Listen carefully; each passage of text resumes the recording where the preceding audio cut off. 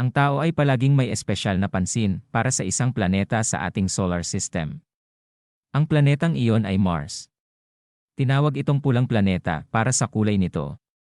Ito ay isa sa mga unang planeta na napansin sa pamamagitan ng teleskopyo. Nagsimula itong mag-isip tungkol sa posibleng pagkakaroon ng buhay na extraterrestrial.